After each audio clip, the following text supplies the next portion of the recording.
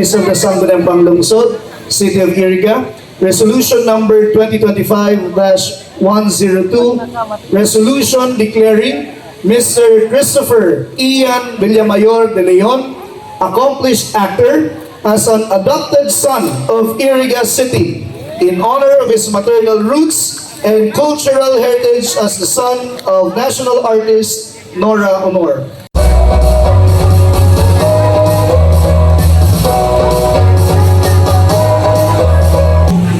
Declaring May 21 of every year as Nora Honor Day, where activities, programs, projects, and services will be implemented. Mayor Rex, LGU, maraming salamat po. At ang buong Iriga City, maraming salamat po sa mainit ninyong pagtanggap po sa unang-una sa mami namin. Unang-una, happy birthday, Ma! Mahal na mahal ka namin. Gabayan niyo po lagi kami dito. Arriba, amazing joiners, thank you very much.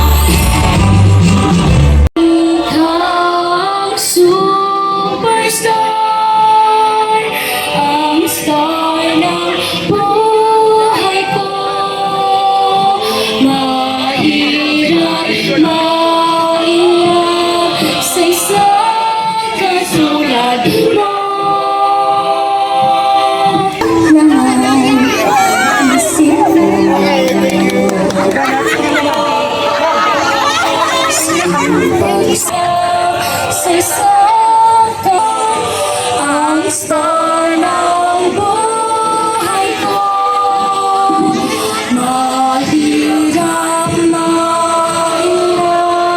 sa isang katulad mo.